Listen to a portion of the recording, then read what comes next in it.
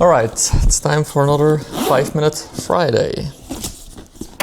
So in this week's 5-Minute Friday, I want to talk about the 80-20 rule of content production. And I think a big problem that I often see is that a lot of businesses create a ton of content, but they don't really have any idea of which pieces actually drive results. And there's multiple things that go into this. And that's what I would like to talk about today. My name is Jasper, I'm a certified HubSpot consultant, and welcome back to 5-Minute Friday.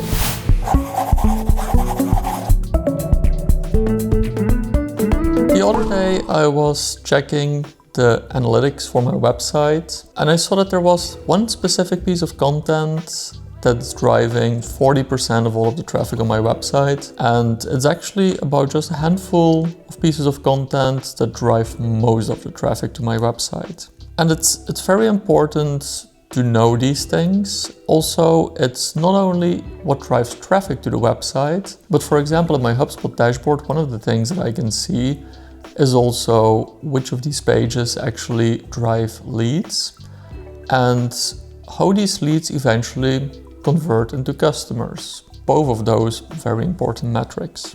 So how can you find this out for your business, even when you're not using HubSpot? First of all, I want to talk about the content creation trap, or what I like to call the content creation trap. A big issue is that when you start creating content, a lot of your content will actually not drive immediate return on investment. And this is something that you should be okay with as a business, especially when you're just starting out, because you don't have a lot of data to work with. There are a couple of tricks that you can use, like looking at other YouTube channels that are in a similar space, or even YouTube channels in different spaces, and try to see which videos on those channels outperform their average. You can use a tool like vidIQ to make this easier, because it will automatically show which videos these are. But you still should be okay with the idea of most of the videos that you produce in, let's say, the first 3 months really not performing that well. And this is just like the cost of getting started. It's the cost of trying to figure out what your audience wants and also to gain a little bit of a momentum for the content that you're creating.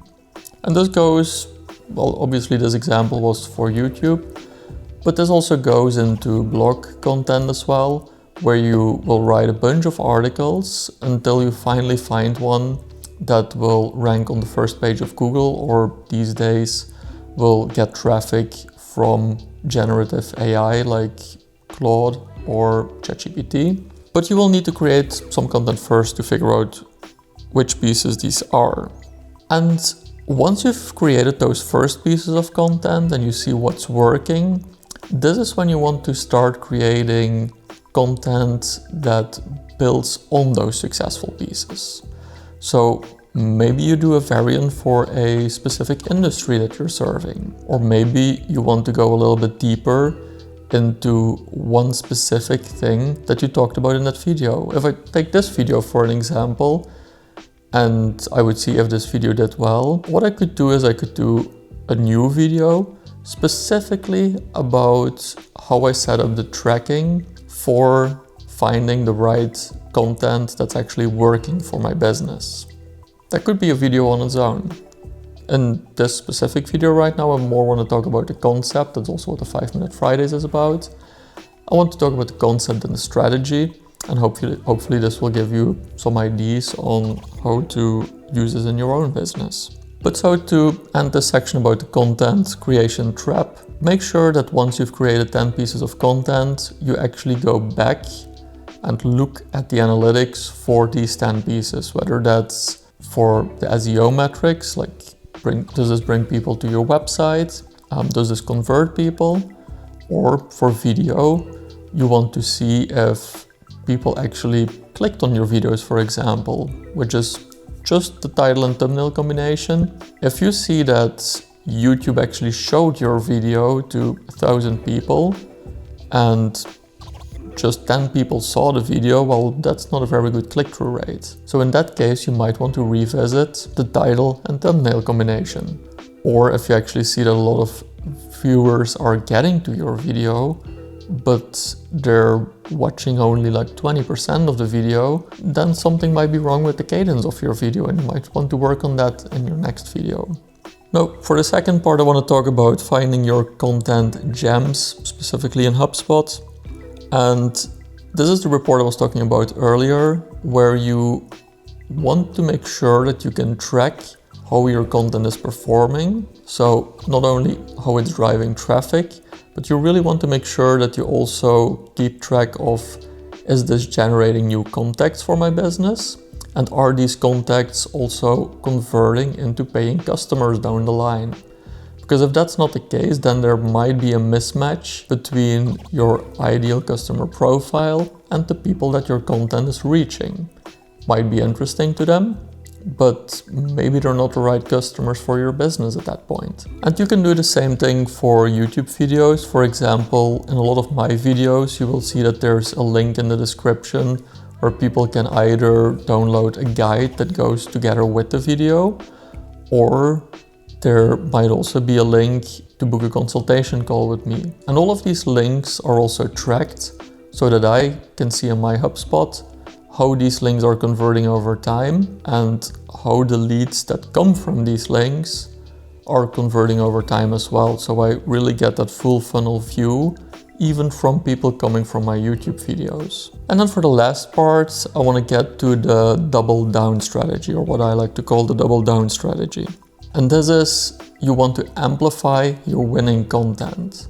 So whenever you notice that there's a specific video or specific blog post that's doing particularly well, you might want to consider boosting this with an ad campaign. For example, I have a video about HubSpot for real estate that does really well. And the moment I saw that that video was outperforming, I also created a paid campaign to show this video to even more relevant people.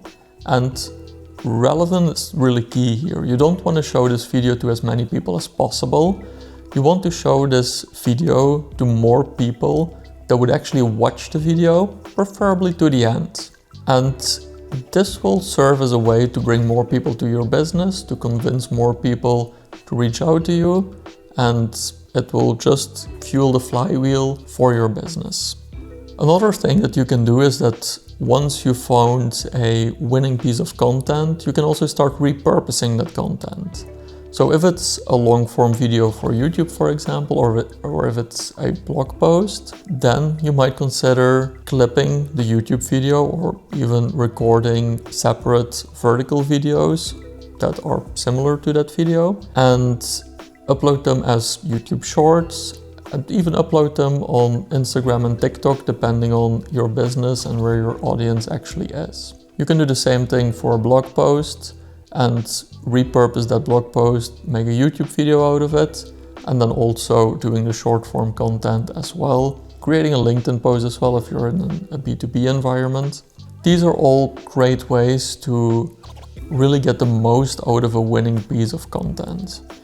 And then specifically for SEO, another thing you might want to do is also, if you have content that literally doesn't drive any traffic and you're also not using it in your business, as in you're not sending it to clients to help them. If that content is getting no traffic at all, it might be a good idea to actually remove it from your website, just so that you keep things focused on the things that work and the things that people actually want to read. And this might even give your top content a small additional boost as well.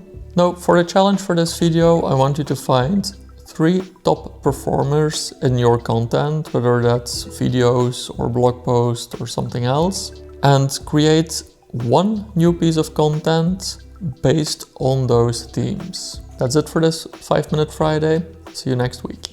Bye.